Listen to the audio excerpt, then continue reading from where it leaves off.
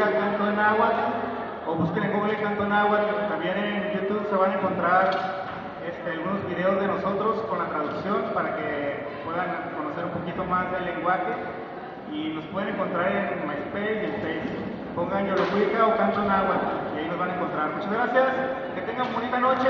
Un aplauso para todos ustedes, a todos los alumnos que están aquí, un aplauso para todos, a los maestros organizadores, a todos los que nos invitaron. Muchas gracias por recibirnos aquí.